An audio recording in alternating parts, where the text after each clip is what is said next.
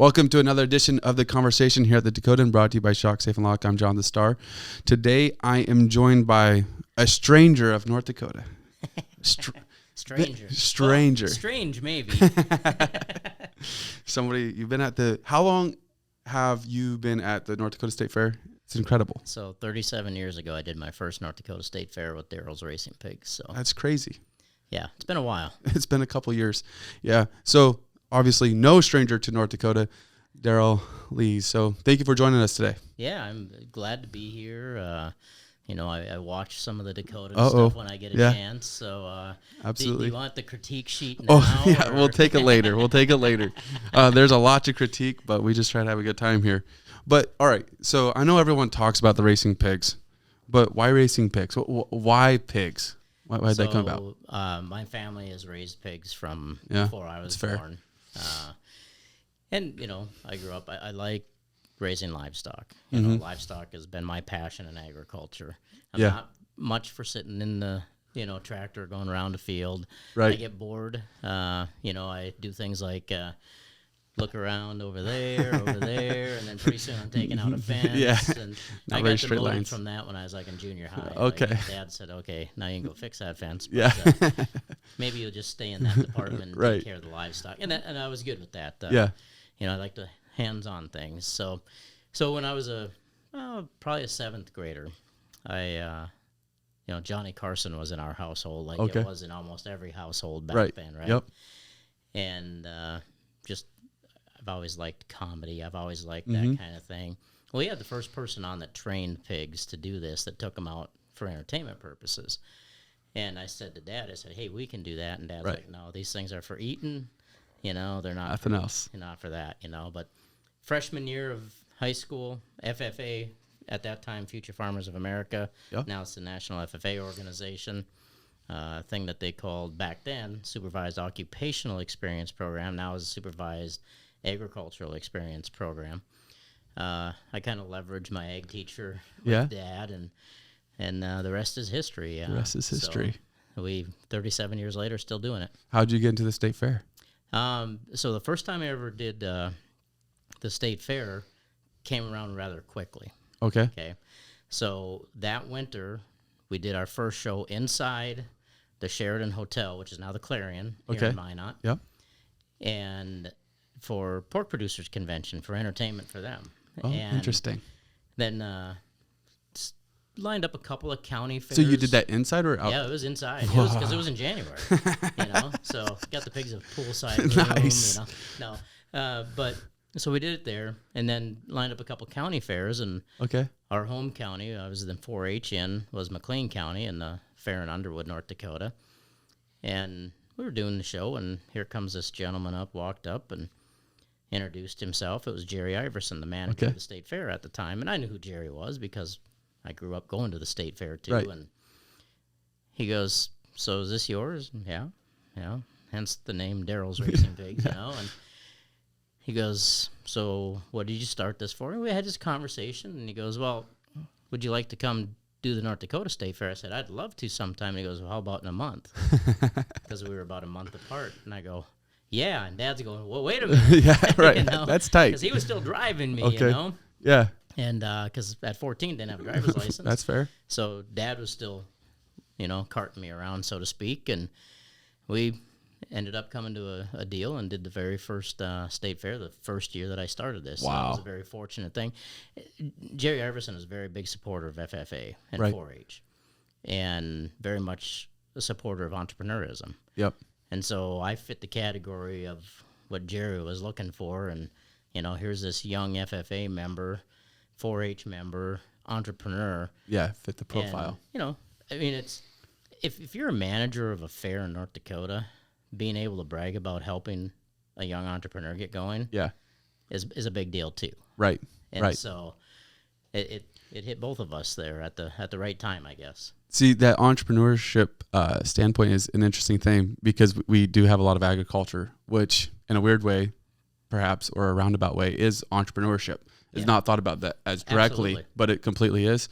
And so I was thinking about that as I was preparing. It's like, have you, other than entrepreneurship, have you been involved in anything else? Really? I know you work for K-Fire or with them and stuff like that, but for the most part, I've been self-employed pretty much. Outside of so I did a couple of springs working for Cashman Nursery, learn how to dig tree holes. Good times. Do landscaping. Good life experiences. It was great life experiences, and it's good for everyone to kind of go work for someone else some point. It is. I mean, I appreciated having control of my own schedule. Right. And so for a lot of years I didn't, I'd work a day or two at a sale barn or something like that, but not steady, right. Until 2013, went to work for Congressman Kevin Kramer and did his ag policy. Yep. So I spent 3 years doing that. That had to be an adjustment. That was an adjustment because, all of a sudden I had a Monday through Friday gig. Did you have to wear a suit every day? That most every day I had to wear a suit. Yeah. And, days that I didn't have to go to a meeting, which were very few. Yeah. Because but it was really good. Yeah. Because doing ag policy, I got to hang with the Aggies, right? Right, yeah, I got to hang with my people. Exactly. But I also got to hang with the energy people and learned a lot about the energy business just because of my location in western North Dakota, middle of the oil boom.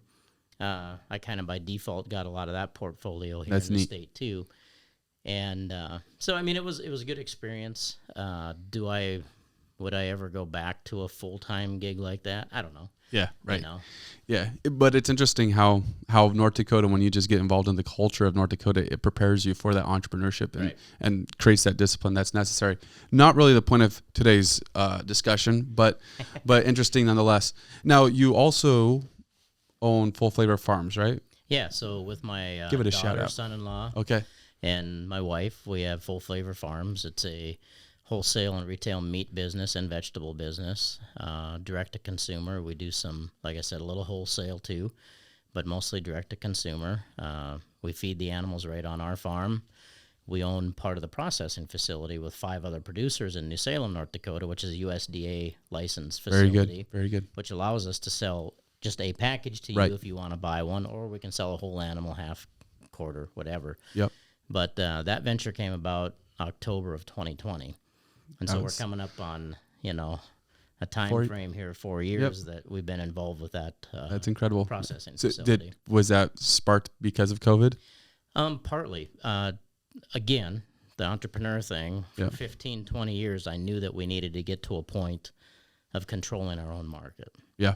I was tired of depending on other people. Went through the big crash in hog prices in the mid to late 90s that just devastated us and every other hog producer. And so I'd always been looking at that.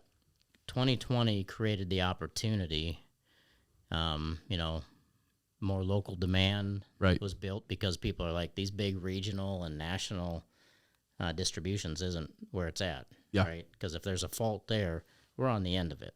Right. We're not at the front of it, we're on the end of it. And so people want to be on the front of it. So the local thing kind of worked out. That makes sense. That's neat. So you have all that. Also, president of the North Dakota Farm Bureau. You host a radio show. Yeah. I think the bigger question is, what do you not do?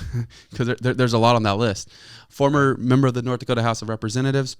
And so let's talk politics there. You missed the House? You missed that? So ironically, I only served for a very short time. Right. Because I did a fill-in position. Yeah. And it was at the end of a term. It was in between sessions. Dawn Charging was the representative in our district. She went out to be with, Secretary of Ag Schaefer at the time, former governor of North Dakota. Yep. When he was Secretary of Agriculture, he called upon her to come out to D.C. for about the last 8, 9, 10 months of that. And so I kind of fell into that first by, people saying, hey, get involved. Will you get involved? Come on. Can we come visit with you? We need people in the district here. Yeah. We need a district chairman. Hey. Well, I got convinced to be a district chairman. Mistake. Shortly thereafter, she took that position, and now we have a vacant position. And so they're like, will you take that position? And I'm like, I think I got set up here. But it was good. It was good. So I got the interim things, the interim meetings, all that. I see. Which you learn a lot in those interim meetings. I'm sure you do. The conversations that you have outside of that session time. And so it was a good experience. Do I miss it? Well, I tried to run for the seat, got beat. Yeah. And in 2012, I ran for the Senate seat and got narrowly beat. Kind of before the whole dynamic shift happened in our district where the oil boom made a big enough difference, because not that they all do, but the reservation was a big part of our district, and they generally vote Democrat. Right. That's just a fact of life, right? Yep. And when you have 1,000 vote lead on the outside areas going into the polls coming in that are on the reservation, and you lose by 100 and some votes at the end, that's just the difference of percentage there. Yep. So, but 2016, we were able to turn that around in our district, get Republicans elected. I would like to say I probably had a little something to do with that because of my tenure as district chairman, but we had good people come behind and good people get involved. Right. That no one person makes a difference in a district political deal. It takes a lot of people. And you're talking about people, asking you to be chair and then asking you to step in, fill in, and then now term limits is in place. Okay. Right. And of course that's gotten a lot of attention. Well, and so there's the renewed ask out there. So when are you going to want to run again? Yeah, exactly. And I'm going, you're asking, maybe you should run, Exactly. So, term limits is going to be interesting. Overall, what's your view on it? I was against it. Are you still? I'm still against it. Yeah. Is it you're against term limits in general, or are you just against the 8 years? So I'm against the way it was put together. I have a general philosophical belief that's against term limits. Okay. I believe in our right to choose who our representatives are. Right. The way our founding fathers put it together. I think it's our duty as people to be engaged, and if there's a change that can be made, we need to make it. We have term limits every 2 years. It's called elections. Yeah, exactly. And so my philosophical belief takes me away from it. Would have I been as hard against it if it would have been a little bit different package? Probably not as hard against it. I was extremely against it the way it came about. It seems like here's a fun one. It seems like Republicans are like against big government or government limiting stuff until it's something that they really want. Right. Because that feels like it's completely government stepping in right there. And they would say it's probably limiting the role of government in some way, but I don't know that it is, because it's limiting the voice of the people for sure. See, and that's my philosophical belief. I also think that it shifts more power to the bureaucrat. Oh, yeah. I agree. 100%. I think it's going to... Maybe I'll be wrong. I would love to be wrong. I hope I'm wrong, because 65% of the people said I'm wrong, or just short of that. Yeah. And so I hope I'm wrong. Right. I mean, I was in the minority on that deal. Yeah, but it's an interesting thing because, and I feel like, and it's another thing we'll talk about in a minute, but with property taxes, it's going to be interesting vote on that as well, because it's on the ballot and people don't necessarily have their research done on what they're voting on. Does the way that it's presented on the ballot sound good to you or not? Maybe you Google to get a little more opinion, but that's basically how they're voting. Well, and I still maintain that there's probably at least 25% of that 65% or thereabouts, 64, 65%, whatever it was, that passed term limits that thought it was congressional involved. Gotcha. Yeah, I wouldn't be surprised. Because that's what people have a problem with in general. Right. I mean, everyone's tired of D.C. Right, yep. You have somebody literally the last year or two dying in office at a very old age, not an unexpected death. And before that, being very inactive in what they're doing. That's a very good point as well. So term limits, not a huge fan of it. Are you turn power back to not back over, but to the bureaucrats, give them more of a place? Do you see North Dakota in some districts struggling to fill positions? Oh yeah, I think we're going to see these more rural districts really struggle. I think we're going to surprisingly see some struggle in urban districts. Okay. For the simple reason is just what's happening in the urban districts. Right. I mean, school boards have become a big fight in the urban districts. Yeah. City councils have become a big fight in the urban districts. Mm-hmm.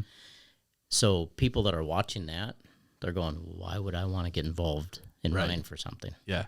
You know what I mean? No, you're right. So I think we're going to see a surprising struggle even in the urban areas. Yeah. But I definitely think we're going to see a struggle in the more rural areas because farmers live there. Right. Yep. Farmers want to farm. Yep. Ranchers want to ranch. Yep. They want to elect people that will elect them and do their will, but they aren't necessarily the ones that want to go there. Yeah, I mean, in some ways it goes back to the point about entrepreneurship and North Dakota being a very entrepreneur-driven state, which means you have a lot of people that invest 60 plus hours a week into their businesses, and they can't afford to be gone for several months, not being able to devote that time. That's literally either the business would have to close or it's definitely empty paychecks. So it will be interesting to see that for sure. I don't know. Some would say that North Dakota doesn't feel the bureaucrats as strongly, but you feel like that will pop up. Talking with Senate Majority Leader Hogue, he said the same thing. We're going to see bureaucrats come up strongly in North Dakota now. You feel that way? I think they're already more powerful than people want to give them credit. So maybe that'll be a good thing. I mean, I think that the bureaucrats right now run too much of the show. Yeah. Legislators push too much of the responsibility of the bureaucrats, and they take too much input from the bureaucrats instead of the people they're representing in their district. That's the truth. All right. So let's go to property taxes. I've listened to some of the stuff, the input on that you've had on this on your show. Obviously, this is something that's been led by Rick Becker. The common complaint is local control. I think that's probably the top dog, right? Well, so so let's clarify what local control is. Is local control, and I say this kiddingly, is local control where the city loses power because the state assumes it, or is local control the city loses power over the people that they're trying to control?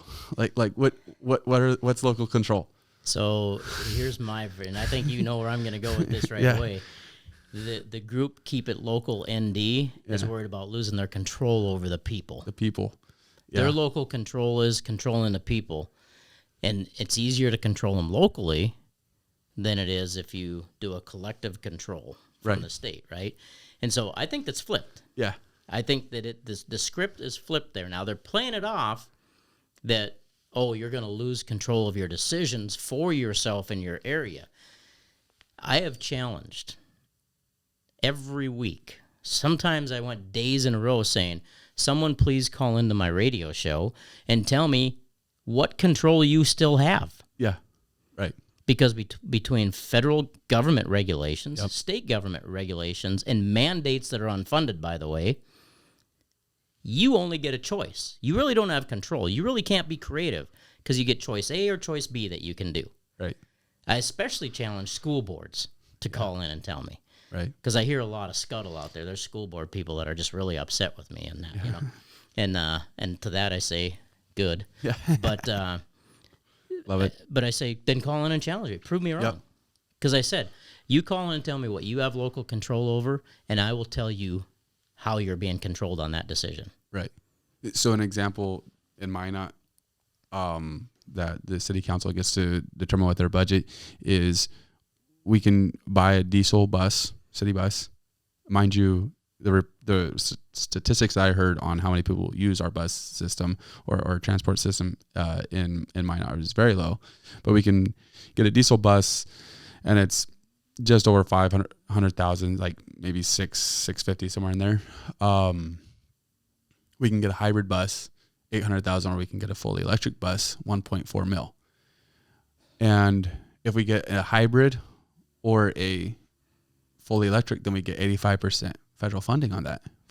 And I think there's a 20-year agreement. How much control do you have? Yeah. Well, you got about 15% control on that.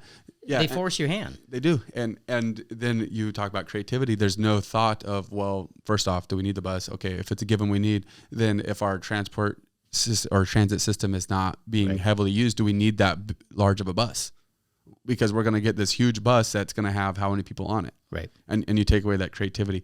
So that's an interesting thing. But all right, so let's talk about this property taxes in depth, though. What's going to happen? It gets rid of the assessed value right? We no longer have to worry about that. Right. So our property tax is not based off of how much our home is worth anymore. It gets rid of the valuation-based taxing authority. Yeah. Which is so subjective. It's so intrusive. And let's think about this. Is it truly equitable? Right. It's not. Because I use the analogy, if people have heard me on the radio, I use this analogy several times. It's a good one. The snow in front of your house, whether my house is worth $50,000, your worth is $75,000 or $100,000, why does your snow cost more to move than my snow when we have the same footage on the frontage? Right. And we both need the snow moved equally. Mm-hmm. Now, whether it's my choice to live in a lesser house or it is through that I don't have as much means to live in a more expensive house, shouldn't matter. My job that I'm going to, or my responsibility for my business that I'm going to, is no lesser of a value than the guy next to me that might have a 25 or 50, because snow has no barrier. Right. Snow is not prejudice about whether your house or my house is worth more or not, or your business or my business is worth more or not. Yep. So let's figure out a way to charge out. I mean, we've done snow removal in North Dakota for how many years now? We know what the average snow removal, hours, equipment time, all that. It's not hard to figure out a foot frontage or a block or, a mile cost or whatever. It's not. It shouldn't be hard to figure this out. No. So if there's increased needs in the future, and that's what we have to remind, increased needs, because the base budget for 2024 levied budget is being replaced by the state. Those dollars are not disappearing. We will not have to sell fire trucks, people, as some mayors in this state are saying. That's ridiculous. That's not fair. You should be making informed statements. But all right, so the bill is interesting to me. And unfair property tax. It doesn't necessarily mean that's getting rid of all property tax. No, it doesn't. And so I'm a homeowner. Do I have to pay the same amount of property taxes next year that I do this year if it goes away? No, you get to keep that money in your pocket. You get to keep that money. If you're paying $500, yep, you get $500 a pocket. You're paying $5,000, or heaven forbid you're on a corner lot in Minot or Bismarck or Fargo, North Dakota, and you're paying $8,000 to $12,000. Right. You get to keep that in your pocket. You get to keep it all. And then the new taxing authority, which is still a tax, called a different name, would be, okay, they go to your idea, you have this much of driveway square foot in front of your house, then you're paying this much for snow removal. So it gets rid of the entire property. See, that's something that there's a lot of misconceptions running out there that you're already talking about, of what people are trying to water down it. This is a question that I had. Does this give city governments more incentive to buy land? And I'll give an example. In Minot, recently, the city bought a $960,000 piece of land, which there was great conversation about. One of the points was, if you have an investor come in, they're going to go and build a nice big commercial building on this land, and this is going to be a huge revenue source in the future. Obviously, if there's no property tax, it's not something that would disincentivize them, so that there'd be no conversation there. Do you think that the city gets more into buying more land, spending more money in places like that as investments, maybe thinking that it's a way for them to make money, even though that should be outside the bounds of city? Has it stopped them with property tax? Okay.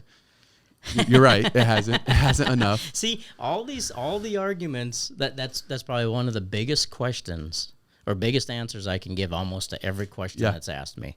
Has it stopped them right now? Right. The answer is no. No. And will it stop them in the future? The only thing that's going to stop ridiculous spending is us. Yep. We have to truly, fully take control. I say that this shines light on, makes it more transparent. They can't hide behind a valuation that goes up. We all want our value of our property to go up, right? That'd be a good thing. I mean, we don't want to go backwards, and we don't want to own a property for 25 years and have it be worth half of what we paid for. Right, absolutely. It's not a very good retirement plan. Not at all. Okay? And it's not very good financial planning, I mean, you made some bad decisions along the way, or you had something tragic happen. Right. If that happens, right? I mean, a flood or something like that. I mean, Minot's well aware of how that can happen. Yep. But something bad happened. Right. To have that happen. So we want our land to appreciate. Mm-hmm. We just don't want the government to be able to hide behind that appreciation, right, and say they didn't raise your taxes because they didn't raise the mills. Yeah. But folks, they've raised your taxes. If they take $1 more from you, 1 more cent from you this year than they did last year, they raised your taxes. It's just they did it through the valuation process. Yep. Of which, by the way, the state mandates. Right. It has to stay within a certain percentage of the... So you want to keep it local? Yeah. How is it local now? I asked that question. Yeah, that's fair. Already the state controls how much you're... And the city hides behind that. Absolutely. Like we have to raise the value City, because county, of the state. All of them hide behind it. Yeah. But then when you try to take that away from them, they're like, well, we lose our control. And yeah, Minot's interesting. School, that's the highest taxing authority in our city. And then you have the city, and they're actually, I think Minot City Council is actually doing a very good job of trying to get their taxes down. I understand that this would be a completely different thing, and then you have the others, but definitely interesting. All right. So that'll be interesting to see. Over $1 million for a bus that's electric. That's ridiculous. Anyway. Don't you want one? You going to ride it? Yeah, no, I don't think I'll ride it. I don't think I'll ride it no matter which one they buy. Exactly, right. You know, but let's back up to the transit thing a little bit. Yeah, let's do it. Maybe they should look at just calling up Uber or Lyft and saying, hey, what can we contract your drivers for? Right. It'd probably be cheaper to buy, Exactly. To pay them than own the equipment, pay the driver, do the maintenance, own the shop for them to sit in. See, I think, and I'll pick on the entrepreneurship again. I feel like in the city there is creeping in this attitude of personal budgets, and in personal budget, you for the most part you don't want to rent. For the most part, you always want to own, right? Right. And that's what they're trying to do. So, picking on Minot a lot. They'll love me still. But they decided to go and buy out the snow plows that they were doing, using the road graders. And it was almost the same price to continue to rent, which meant that, or lease, which meant that you were always getting new equipment. You didn't have to worry about the upkeep. You didn't have to worry about all that stuff. But it was a little bit cheaper to go ahead and buy. And I understand that you would have to look at that situation specifically and figure out all the details of it. But it comes down to me just watching it, this idea that we got to own our stuff. I don't know that that's the case. You don't need to have a year's worth of reserves when you're the city. It's a different type of budget that you're managing. Right.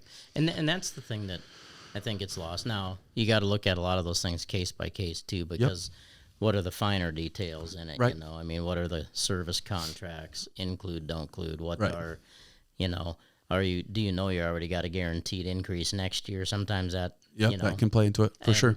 And so, I mean, some of them things, when I seen that happened, I kind of did one of these and went, I don't know if that's the right step or not, but, but they're going to find out. Yeah, they will. That's what I'll say. They're going to find out. Yeah. And if it's the right step or not, I mean, that's the... You live and you learn. Right. Another weird thing about city, but that's not what we're here to talk about. So, property taxes on the ballot. Another thing people get to see is recreational marijuana be on the ballot. This was brought about by former Bismarck Mayor Steve Bakken. I believe he was the measure leader on that. Local to mine, Matt Ruby was on the sponsoring committee. Over 1,900 or 19,000 signatures.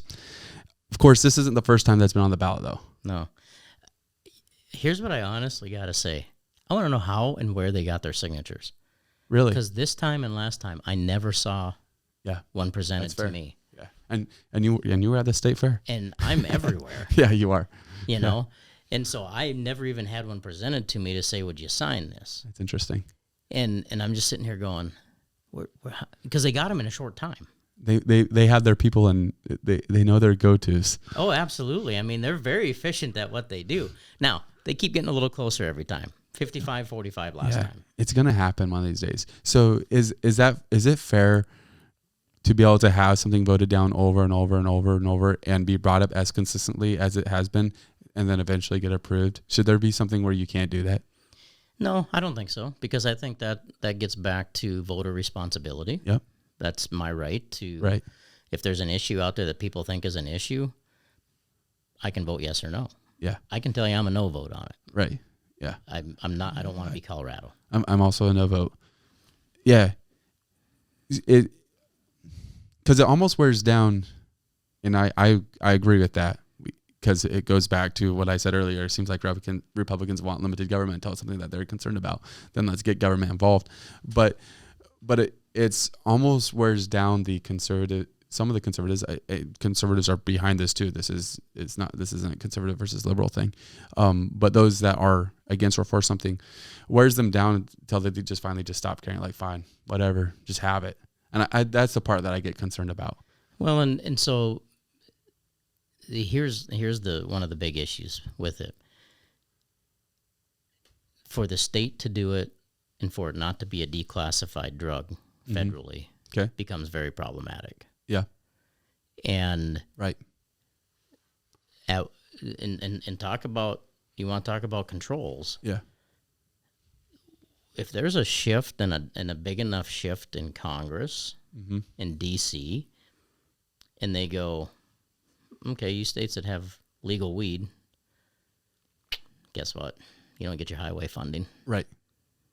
Because that's a classified drug yet. Yeah. I'm not saying it's going to happen. Right. But I am just saying that I would be more in favor of this if we were declassifying it at the federal level, because there's so many things that, let's face it, young adults don't have the comprehension of that are going to go do this. Right. And it's going to infringe on their abilities for things when it comes to federal needs that they have. Yeah. So then you get into the question of states' rights. So should the federal government even have this? Like what role should the federal government be in classifying the drugs? Like how active should they be on something like this? And see, that's where you start really getting into what do the states have the ability to do? Yeah. Because the federal government is only supposed to do what the states don't have the ability to do. Okay. Right? Yep. I mean, that's federalism. That's, that's what we were set up on. This federal government is only supposed to do what the states and individuals are not capable of doing by their own infrastructure. Right. The highway system, started out back in the day making the waters navigable, right? Yep. Right. That was first priority. I mean, we didn't have, we didn't have vehicles. We had wagons and boats. Yep. Right. So, but as we came along, even the wagons. I mean, there was still groomed, streets in these small towns. Yeah. They were, they weren't paved probably, right? Yeah. I would assume not. But they were still groomed. Yep. I mean, it was still, and there was in some of the more populated areas, there was main traffic ways for wagons. Right. That was supported by, some by federal, a lot by state. A lot by just people taking it on their own back and doing things too. That's the truth. That's what we've lost. That's the biggest reason we're at where we're at. Right You're now. Absolutely right. And so, should the states have the total control of this? Shouldn't they? Should the feds? That one gets very complicated even for me. Okay. Because is it truly something to keep the people safe? Is it protecting the people? Right. Is the classification and control of drugs protecting the people? Well, I mean, at the border, that's the first place that my mind went to. Right. Like the federal government needs to have some control over there and be able to make some enforcements. Right. Right now, we got fentanyl pouring in across the border, across both borders, quite frankly. Yeah, you're right. You're right. And through the ports. Yep. I'm not convinced that there's not slippage coming in on these tankers, these storage containers, the intermodal system. Right. I still think there's traffic there. But is it an action of protecting the people or is it an action of control of the people? Yeah. They're two different things. Yeah. But they can be in the same subject. Oh, yeah. I think that's probably where most of the control comes from is hiding behind protection. Yep. That's where that gets in there. So do you think it's going to pass this year? Is this year it happens? I don't think this is the year. How many years? Well, in 2022, I didn't think they were going to come back quite this fast. Okay. So I said, back then, I said, this will be a 2028 deal. 2028, okay. You know, now I could be wrong. Yeah. Maybe they're going to come out, and people are, you know, maybe the wear down mode. Right. You know, finally happened. 45-55 ain't a big spread. No, it's not at all. You know, on an issue like this. That's only 5%. That's not 10%. That's 5%. Because you can, it's a 5% swing. Right. Because you take 5 here, you gain 5 here automatically. Yeah. Right. And now you're at okay, who showed up and who didn't show up to vote that day? Who's going to get the call and go, okay, Uncle, did you get the vote today? Right. This passed by 2 votes. Exactly. Know? I mean, yep. So, I think it's I don't know. I think it's tough this year. I don't think they get it passed this year. I think I asked that question, and the other question I have is, when does Texas turn blue? You think it's? I don't think it's this year, but I think 2028. I think 2028 is going to be an interesting year. 2028 to 2032 for Texas is a landmark deal. Yeah, 2032 is probably, well, now there could be some massive cleanup or whatever that happens to change it. But if it continues to progress, I think 2032 is almost guaranteed. Yeah. Blue. I think we're on a bad path there, which is ugly. Yeah, that's scary. That's scary. Liberals would not be excited if California turned red. That would be crazy for them. They'd right. So that's Texas turning blue is as scary for us, if not scarier. Yeah, exactly. So interesting things. So one more deal on these type of issues. This one's obviously not a ballot measure, but it's still something that has caught the attention of some, probably not enough, and that's the carbon pipeline. And honestly, we have not talked about the carbon pipeline almost at all at the Dakotan. But I think that the biggest deal that comes down with this is not the storing of the carbon. Is that the issue? Like, for you, is that where the issue point is at, or the transportation of the carbon? So there's so many multifacets to this thing. Okay. There's an issue with the storage side of it. Yeah. Because of the laws in this state that were passed in 2009. Okay. That basically gave the Industrial Commission, which is the governor, the Ag Commissioner, and the Attorney General, a board of 3. Yeah. Right? Probably friends. That most of the time. Right. That, yeah. They can talk and we don't know, right? Right. So, although they shouldn't talk about Industrial Commission business because they'd be breaking open meetings laws, but how are you going to prove it, right? Yep. Right. Yep. I mean, they run into each other in the hallways there. Yeah. Okay. So, not saying I'm accusing them of anything, but right, it can happen. It could.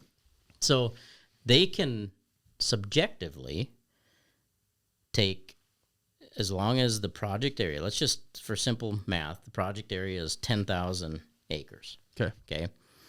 And in that 10,000 acres, there's 10 landowners. We're just going to say there's 10 landowners at 10,000 acres. However, one landowner owns 6,000 acres, which is 60%. Right. According to the law passed, which is against the United States Constitution, 100%. According to the law passed, the Industrial Commission, as long as there's 60% of the land mass committed, they can give the other 40%. So they can give 9 people's private property rights away. Right. When one wanted the deal. That sounds fair. Think about that. Yeah, that sounds fair and equitable. Right. So now there's a lawsuit going on about that. And summary judgment was asked for by both sides. Both sides wanted summary judgment for different reasons. And we should be hearing here in a couple weeks. Gotcha. On that decision. So the storage part of it has issues also. Yeah. Just besides common sense says, why do you put CO2 a mile or 2 under the ground? Doesn't make any sense at all. When you start researching that, it's scary. Yeah. Here's the other thing. We don't know what it does under there. Okay. We don't know where it moves to. Are you interfering with someone's mineral rights? Because when you're injecting that, you're displacing pressure, right? Right. So are you moving my oil if I own the mineral rights under there away from my mineral rights? Interesting. No one's thought about that either. No, they haven't. That's one that they probably can't answer. No, they don't have any clue. Right. They have no idea. So, and here's another one I want people to think about. Yeah. And then I'll go into the pipeline side of it.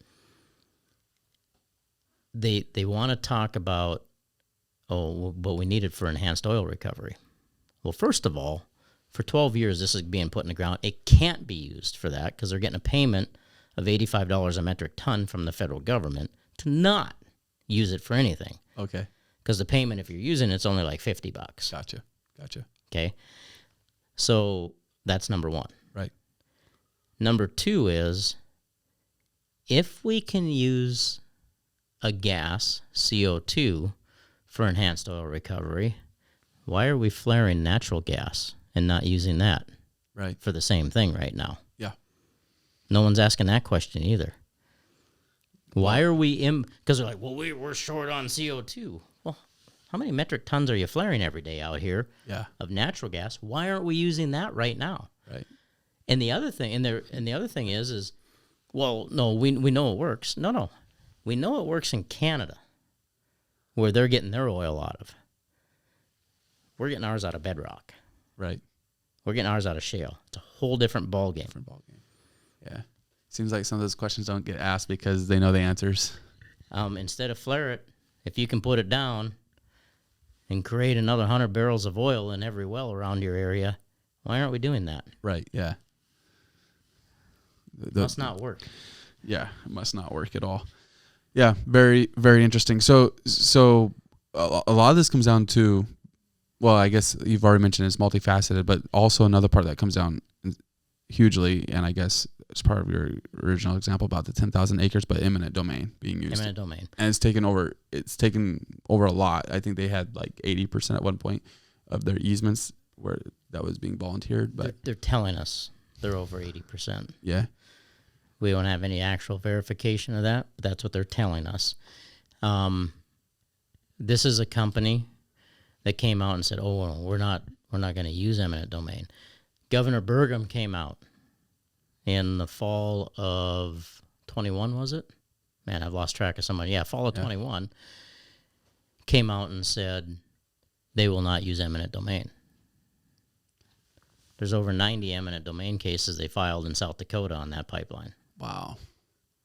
This is the company that wasn't going to use it, and our governor even said they weren't going to use it. Right. Well. Yeah. Okay. Sure. You know how that's gone. Because there's a little law in North Dakota that you can't threaten eminent domain until you have the ability to use it. You don't have the ability to use it on a pipeline until you get a permit from the state, from the PSC. Okay.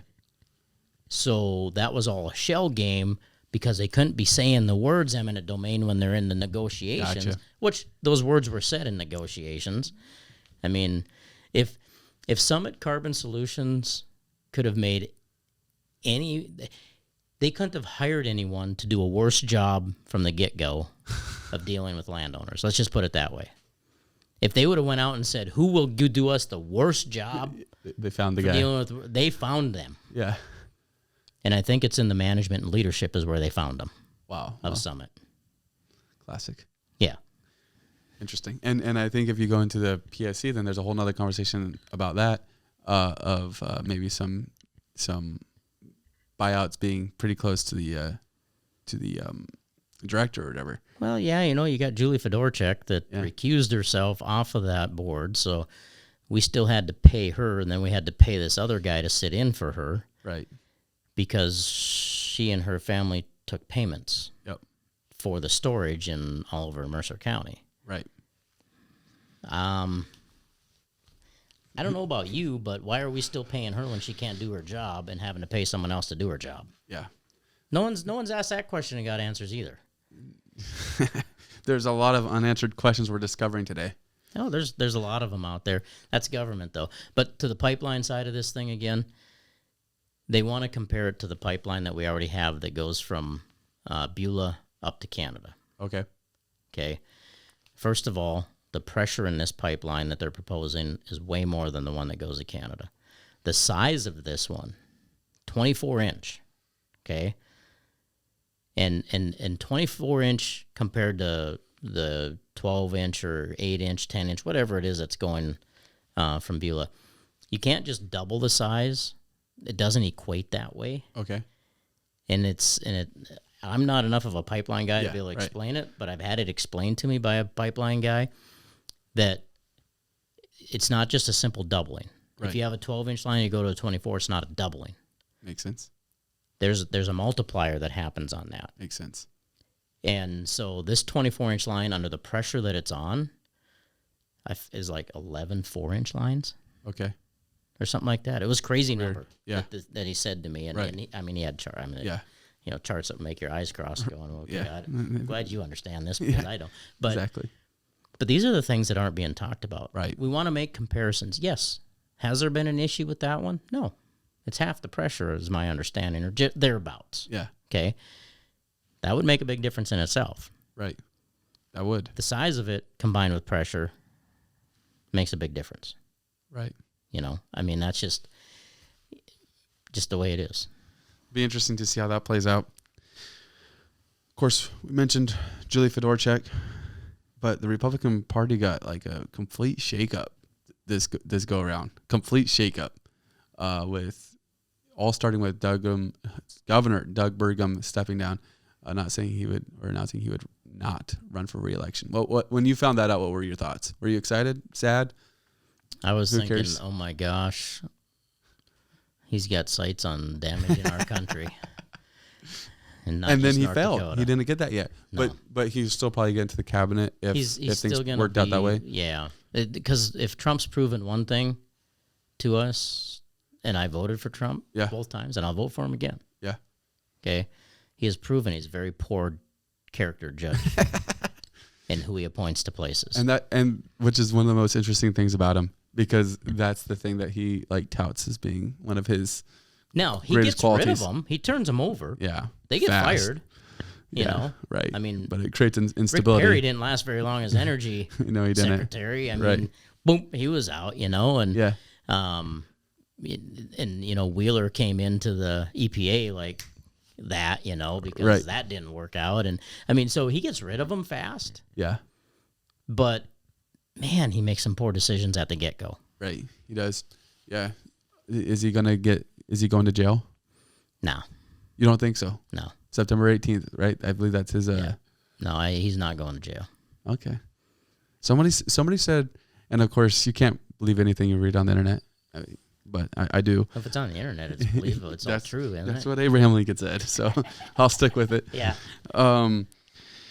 He said that obviously Rikers is already getting prepared, and that there was a rumor that there's going to be a 1 year supposedly coming from Merchant's daughter, which is an interesting deal in that whole deal it's interesting because she's connected into the whole political deal, and it's the reason why some feel he should be recused.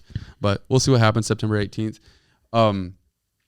Back to the Republican Party, a lot of turnover. Burgum decides to step down. Were you happy with the candidate for the Republican side for governor then, Kelly Armstrong? Yeah, I mean, I think to me it was a no-brainer between Kelly and Tammy Miller. Yeah. No-brainer in that decision. Kelly and I have butt heads before, but Kelly still answers my texts. Right. Still answers my calls. Even though, and we butt heads on some pretty big issues. Okay. And when he was in the state legislature. Gotcha. We stood and yelled at each other in the hallway one time outside of the Senate chamber. But, I think where we're at, that he was hands down the best choice. I mean, Tammy Miller would have been Doug Burgum 2.0 female version. Right. That would have been the only thing different. Right. Is the chromosomes. That's the only thing that would have been different. So I think where we were at, absolutely. I mean, I gave Kelly my support early on in that deal. Yeah. When it was clear no one else was going to get in there. Right. And get into that race. Because that was a pretty good bloodbath. Yeah. I mean, who would have wanted to get in between that bloodbath? No. No, not me. Yeah, that got pretty intense. Obviously, not obviously, because typically the state ads aren't that as aggressive, and that was aggressive, and then there was a lot of exchanges and stuff like that, verbal exchanges. So you get Kelly Armstrong there. So then, obviously, that opened the representative seat up, and then you had Julie Fedorchak and Rick Becker. I think the big question with this one is the text message that got sent out the day of. Did that influence anything? I don't know if it influenced enough.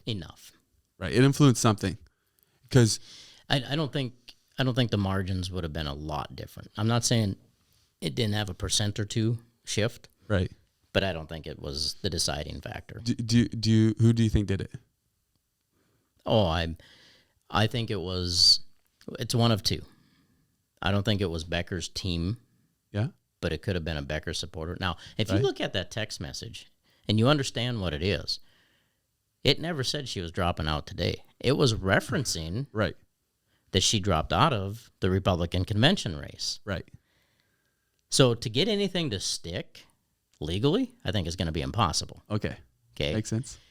But I lean towards that it was someone in her camp calculating that we just need to solidify this thing. Yeah.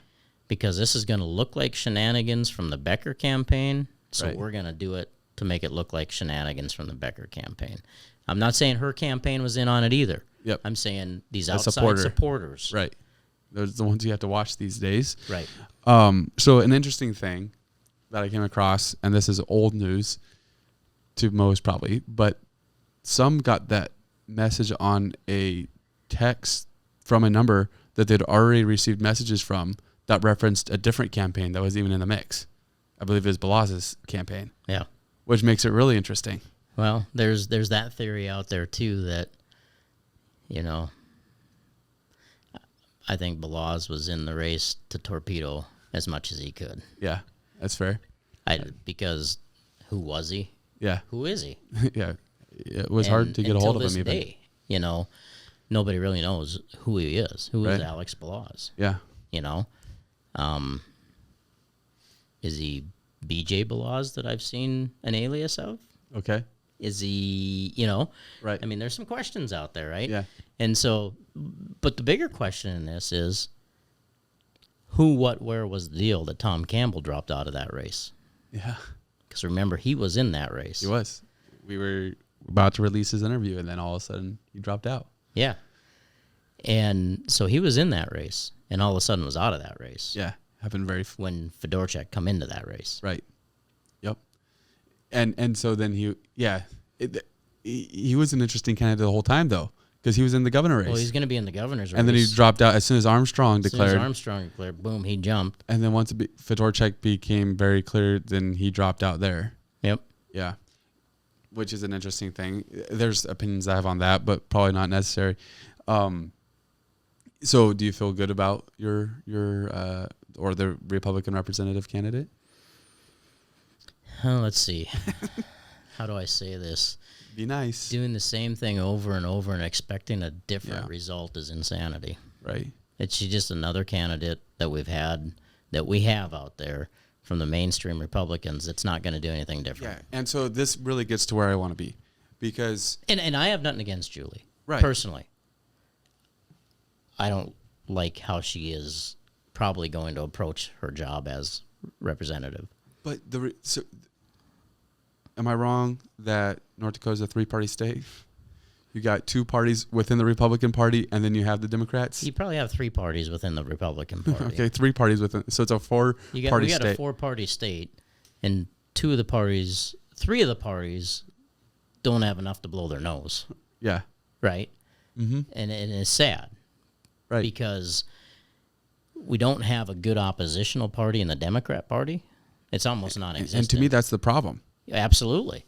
We would be way better off if the votes, when they come in, if this fall, if Julie Fedorchak was 51% and Trygve Hammer was 49%. Right. Way better off. Way better off. Same thing in the legislature. If we had more than what could fit in this room to meet as Democrats in the whole legislature, and they could actually change a vote by banding together with a few others coming, we would have way better policy in North Dakota. So if that happens, does that make so you said Julie Fedorchak is insanity vote, essentially just same thing over and over, what we've gotten for the last few years from the Republican Party. Does that make it where that becomes the status quo, or does it make where we don't get a perhaps some would label, and I'm not a fan of this label, but far right, where you go and you walk that off the far right and you get the moderate Republican a little bit more conservative. What happens with a competitive Democrat Party? So I think then the Republican has to be more true to conservative values. Yeah. So over the last, you'd be a good person to ask this question to, because I haven't tracked politics long enough to know. Over the last 20 years, and maybe even more, maybe even going back further than that, I in my opinion, it starts with Bill Clinton. Has the Republican Party in North Dakota went to the left, and the Democratic Party in North Dakota went to the right. Now, what that means is this: people in the Republican Party right now that are moderates, or maybe even now they're viewed as just a Republican. What 25 years ago would they have been a Democrat?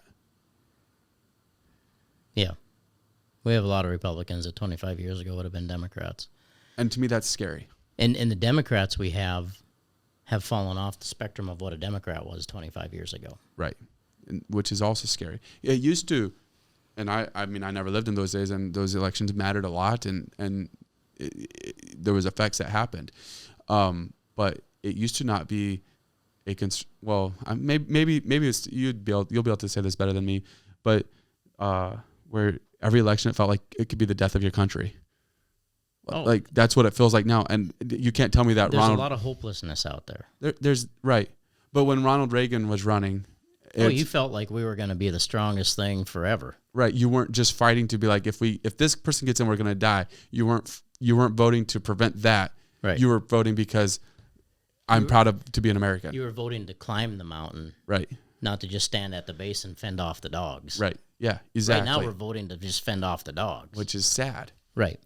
Because we're saying, well, that Republican is better than the Democrat because we know what Democrat history is. Right. Recent history. If this Democrat would be true to the old blue dog Democrat of 20, 30, 40 years ago, chances are they're probably better than what the Republican candidate is in many cases now. Right. And that's not happening. I'm going to bring up a name, and Senator David O'Connell from District 6 up here. Okay. North of Minot. He, I teased him for years. Well, when are you going to join the Republican Party? Because your party has left you, David, and you voted more conservative than most of your cohort Republican senators have voted over here. So I'd tease him or that. But there was a very thoughtful, not get into the crazy politics of the far left, not get into the crazy politics of the far right. You got the wings out here, right? Right. And we need them. Yep. I mean, that's how you create balance, right? Yeah. And but he would always put the thoughtful consideration into it. Mm-hmm. And he would call and ask. You wouldn't have to call him all the time. Wow. He would reach out and go, how is this going to affect you? Mm-hmm. How is this going to affect your area? How is this going to affect this area? How is this going to affect... I yearn for the day right where we have that kind of responsiveness again. I don't care if they're the far left, the far right, moderates, true conservatives, true liberals. If they would just take the considerate thought, because although you might not change their mind wholesale, you might get them to a better position. Right. Which gives us a better policy at the end of the day. Just the fact that they care about you more than just a vote. Right. Right. Everyone shows up for the parade right on election year. Yep. But nobody remembers there was a parade on the non-election year. Yeah, you're right. You're right. A lot harder to feel that. Yeah, that's interesting stuff. It's concerning for politics, and obviously that's a hopeless statement or whatever, I guess. But it's concerning for politics and really the direction of everything when you look at how it's just degrading altogether. Morals is no longer part of politics. Right. And it seems like there was a day when it did matter a little bit. Well, and so I'm going to take a little bit different spin on that one. Okay. Because people go, and because this is so subjective. It is. People don't like Trump because he doesn't act very presidential. Yep. George Washington feeding his soldiers beer and liquor, right? So they would keep fighting. Yeah, that was presidential. Right. He became our first president. Yeah, he was one of them that led the revolution. Mm-hmm. We wouldn't be here. So what is presidential? Right. You know, and there is no perfect man or woman out there. I agree. And we tend to put that priority here, mm-hmm. but then we don't vote it. Right. Unless it's not on our side, then we vote it. But if Yeah. they're on our side, we overlook it. We do. And both sides are guilty of that. 1,000%. And because it's human nature. But it's when you fall for the misinformation, Yep. then we're not doing our job as the electorate. Yeah, and I mean, even if you go, and it's been said before, and even if you go back to Ronald Reagan, I mean, I'm sure at that time, because his house wasn't the standard that had been really to that point, although right. you could go back before and say that there were things going on in the background that were being brushed under the rug, but his was the first more open, and obviously he won every state except Minnesota.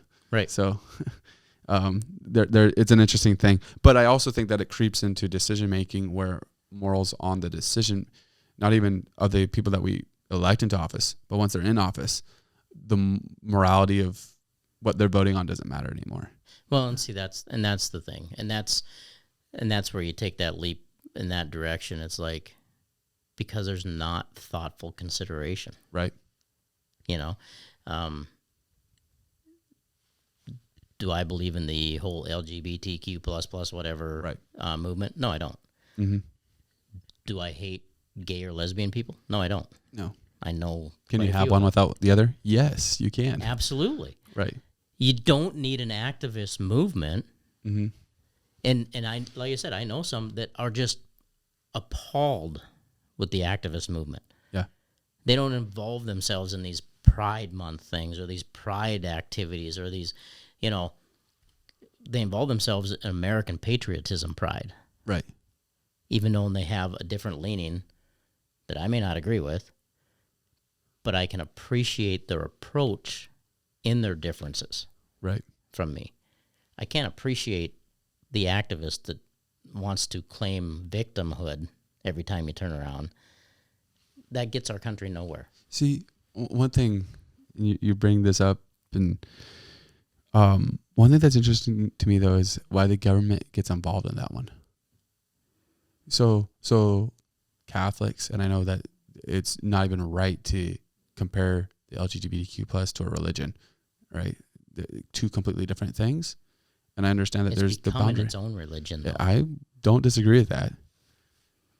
But you don't see them celebrate Lent. And I mean, I'm not a Catholic. I don't celebrate Lent. But you don't see them do a post about that. But there's an entire month that is celebrated by government and everything else. I think that's an interesting thing why the government chooses to be that involved in it. Well, so this gets us all down another. Yeah, this is not a great road. But our churches are partly to blame for that. Yeah. Because our churches have turned over, and I'm not just talking recent history, I'm talking over time, have turned over these things to the government. Yeah. Why do we have the need for food stamps, WIC, all that? It's because the churches hit the easy button and went, oh, the government will hand that money out. We don't have to do our job. Right. As the people where charity is supposed to come from. Yeah. So we hit the easy button because the government's going to do that. And guess what? They all participate in taking the government dollars back to hand them out. Yeah. Okay. The other thing, and I got, man, I tell you what, I got in a really good discussion with some pastors when it comes down to when the whole gay marriage decision came down. Yeah. And they go, that's wrong. That's unconstitutional. That's this, that's that. I go, they made the right decision. And they're like, how can you believe that? You claim to be a Christian. I said, they don't get to make the decision based on Christianity. Right. They get to make the decision based on where government's role is now. Mm-hmm. And constitutional. Constitution says all are equal. Right. Okay. Why did we, I said, as the churches, as the people, why did we let the government even get involved in marriage to begin with? That's going to be my follow-up question. Because we wanted, you know how they did it? They did it with the carrot. Well, you get a little more tax credits over here if you're married, and you get this situation, you get that situation. So if it's good for the goose, it's good for the gander, according to our equality clauses in the Constitution of the United States. Mm-hmm. We should have never the churches did this. They should have never let the government say you need a license to get married. Right. You get tax incentives from being married. You have turned control over to the sanctity of marriage to the government by doing that. Right. That's a huge problem. And it goes back to what we started out talking about a little bit about government control, because they get to control a little bit, and so we say, okay, yeah, it's a good idea, but it's terrible. It's horrible. There's nothing. If you're a Christian, there's nothing biblical about it. No. As a matter of fact, biblically, your marriage isn't even in order based off what the government has to say. Right. So, very interesting thing. Well, I think we've pretty much talked about every topic. Even more than what was on the list, probably. Yeah, for sure. But it's been a really, really great discussion. So you think we'll end with a national one? You think RFK is going to be in a cabinet? If either one got elected, do you think which cabinet do you think he'd be in? He'd have a better chance of being in Trump's cabinet. And they were saying, there was something that came out this week that was saying that he was in talks with the Democrats to see what, and then his campaign said no.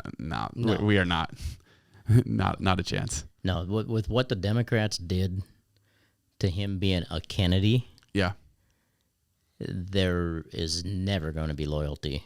See, there again. That brings a whole nother discussion for another time. So really appreciate you coming on today. You bet. Thanks for the invite. Appreciated it. Absolutely. Thank you. This has been another edition of The Conversation here at the Dakotan, brought to you by Shock Safe and Lock. I'm Jonathan Starr. Be sure to follow us on Facebook, like and subscribe on YouTube, become part of the Dakotan community. Thank you, and have a great day.